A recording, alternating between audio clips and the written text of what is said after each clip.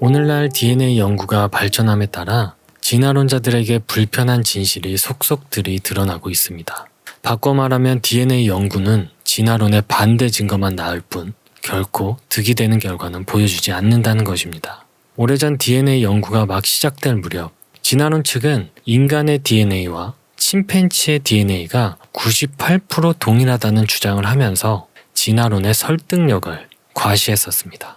하지만 더더욱 발전된 새로운 현재 DNA 연구 결과에 대해서 저명한 유전학자인 게리 파커 박사는 그런 주장은 이제 버려진 지 오래인 듯 이렇게 설명하고 있습니다. 유전학자로서 저는 저 자신과도 DNA가 98% 정도 근접할 수가 없습니다.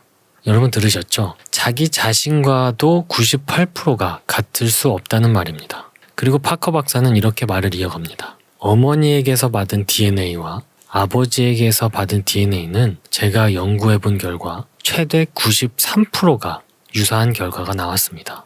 여러분, 제 친부모와도 최대 93%가 나왔다는데 어떻게 진화론자들은 당시 침팬지와 인간이 98%가 동일했다는 주장을 했던 것일까요? 무엇을 근거로 그런 주장을 했던 것일까요?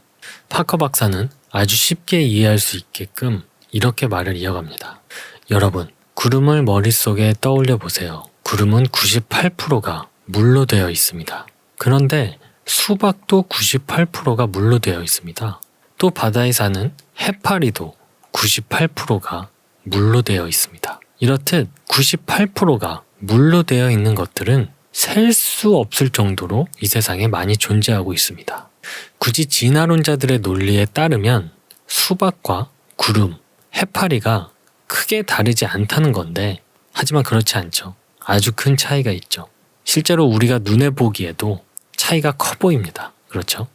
이렇듯 서로 같은 98%를 뺀 나머지 2%의 차이가 98%를 크게 컨트롤하는 것입니다. 여러분, 파커 박사의 말대로 지금의 DNA 연구 성과를 토대로 진화론자들이 주장한 것처럼 침팬지와 인간이 98% 유사하다고 해도 나머지 2%로 인해서 결과물은 완전히 달라질 수 있다는 것입니다.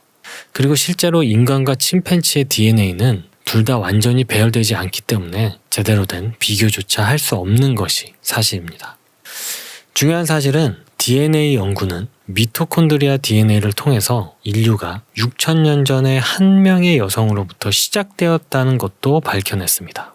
이것에 대한 구체적인 내용은 오른쪽 상단 느낌표나 해당 영상 내용 댓글을 참고해주세요. 아무튼 여러분, 이렇게 많은 연구 결과들이 있는데 왜 우리는 아직도 진화론의 편견 속에서 벗어나지 못하는 것일까요? 많은 이유가 있겠지만 아마도 교과서가 가장 큰 영향을 끼칠 것입니다. 교과서는 전 세계에서 베스트셀러가 될 수밖에 없는데 그곳에 아직도 학계에서는 이미 버려진 이런 진화론의 내용이 들어가 있기 때문입니다. 교과서는 특성상 어떠한 내용이 들어가기는 쉽지만 빠지는 것이 굉장히 어렵습니다. 그리고 이 이유에는 전공자와 비전공자의 관점으로도 생각해 볼 수가 있는데요. 들어보세요. 전공자들의 어떠한 패러다임이 형성된 뒤에 교과서나 매거진을 통해 저희 같은 비전공자들에게 받아들여졌습니다. 시간이 지나 전공자들 안에서는 새로운 것이 예전 것이 틀렸음을 증거하는 연구 결과가 나왔습니다. 하지만 이렇게 새로운 패러다임이 나왔음에도 우리 같은 비전공자들은 여전히 옛날 내용만을 기억하고 있다는 것입니다. 이렇듯 우리가 찾아보지 않는 한 결코 알 수가 없는 내용입니다. 그래서 많은 학계와 단체에서 학교 교과서에서 근거가 없거나 버려졌거나 조작된 여러 진화론적 내용들을 빼야 한다는 운동을 펼치고 있습니다.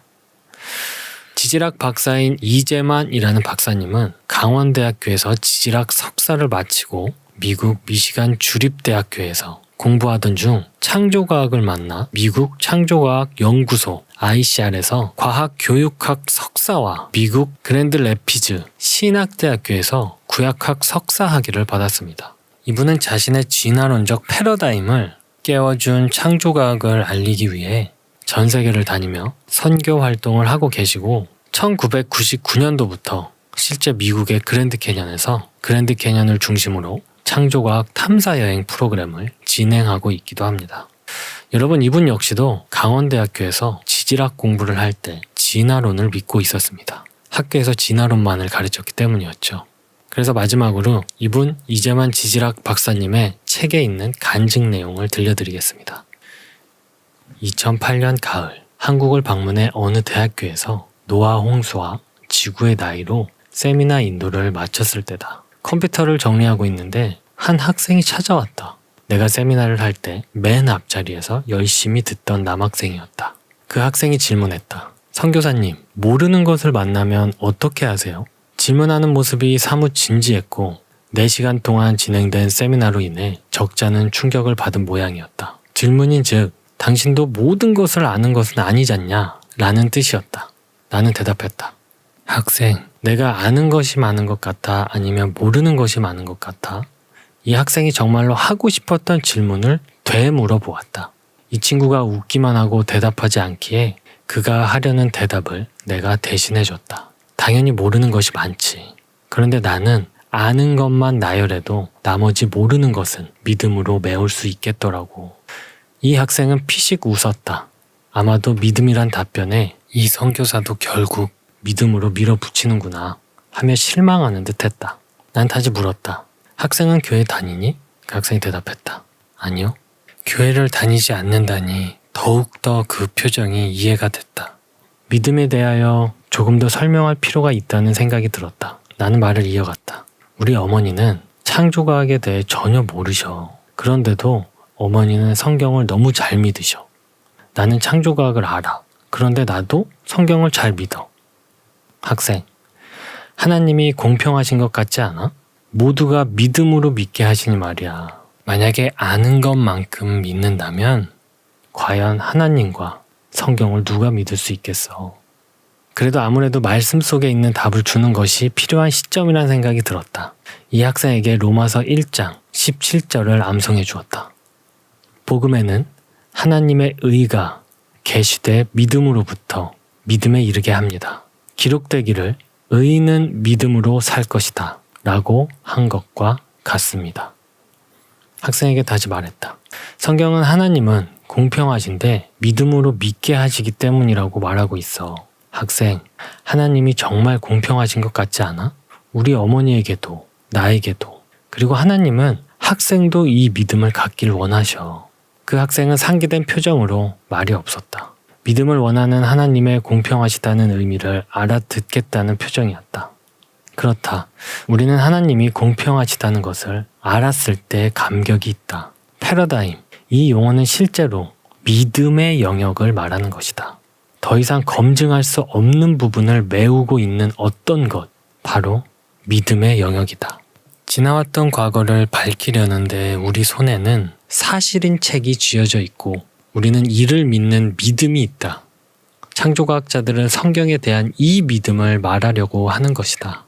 성경에 대적하는 이론들이 왜 틀렸고 성경이 사실이라고 말하는 증거가 얼마나 많은지를 보여주는 것이다. 그래도 역시 우리는 지식이 아닌 믿음으로 성경을 믿는다. 하나님의 방법이기 때문이다.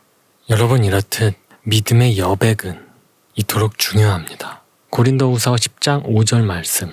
모든 이론을 파하며 하나님이 아는 것을 대적하여 높아진 것을 다 파하고 모든 생각을 사로잡아 그리스도에게 복종케 하니. 다시 이재만 교수님의 이야기를 들어보겠습니다. 그리스도인은 모두 이 일에 부르심을 받은 자들이다. 그리스도인은 성경을 보며 모르는 것을 만났을 때 틀리다라고 말하는 것이 아니라 모른다라고 고백할 수 있어야 한다.